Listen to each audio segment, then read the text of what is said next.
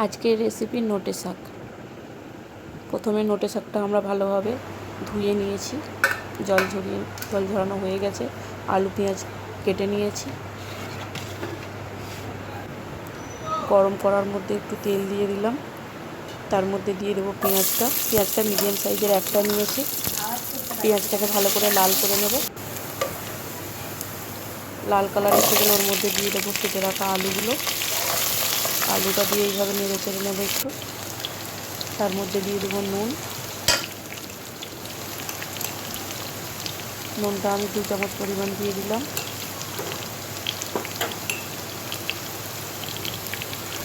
এরপর আমি 1.5 চামচ হলুদ গুঁড়ো দিয়ে দেবো।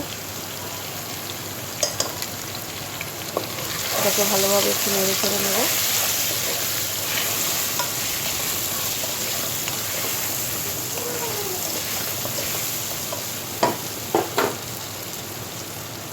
এইভাবে কষিয়ে নেওয়ার পর একটু জল দেবো, দিয়ে আরও একটু কষিয়ে নেব।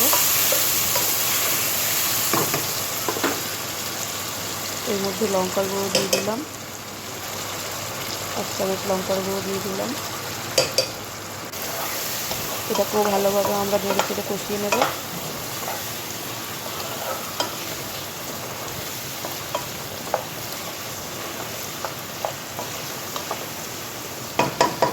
তারপর এটাকে আমরা ঢাকা দিয়ে কভার করব। মিনিট 5 পর কভারটা খুলে এর মধ্যে দিয়ে দেবো শাকটা।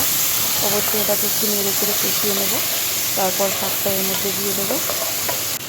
নোটে শাকটা এইভাবে দিয়ে দিলাম।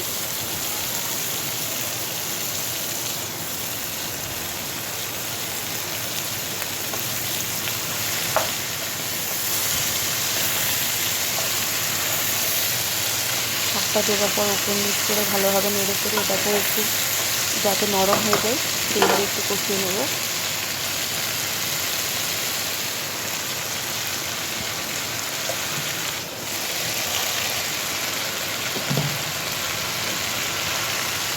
এটাকে অল্প একটু নেড়ে নেব।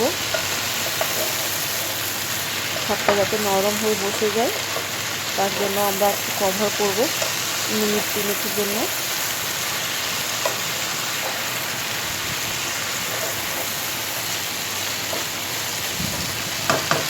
এইভাবে নেড়ে চেড়ে নিয়ে আমরা এটাকে একটু কভার করে দিলাম। নিজের থেকেই দেখুন শাকটা খুব সুন্দরভাবে গলে গেছে।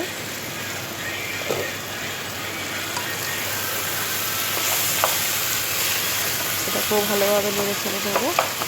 নিয়ে এটার মধ্যে একটু জল দেবো। তার আগে আলুগুলোকে এইভাবে একটু ভেঙে দেবো যাতে ম্যাশ হয়ে যায়। শাক রান্নার তরকারিটা বেশ মাখো মাখো ভাব আসবে।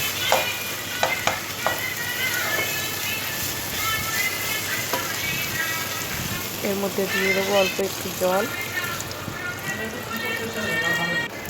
এই জলটার মধ্যেই রান্নাটা কমপ্লিট হবে। যেটুকু কুক হতে বাকি আছে যাতে কুক হয়ে যায়। এরপর আমি একটু নুনটা টেস্ট করে নেব ঠিক আছে কিনা। ঠিক না থাকলে এটার মধ্যে আমি আবার একটু নুন দেব, যদি ঠিক থাকে দেওয়ার দরকার নেই।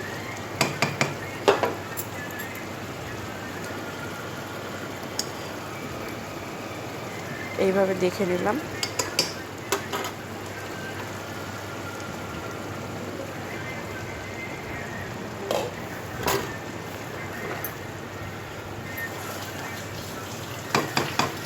এইভাবে নেড়ে চেড়ে জলটা কমে গেলে ঢাকনাটা চাপা দিয়ে দিলাম। আমার রেসিপি কমপ্লিট, নোটে শাক রান্না।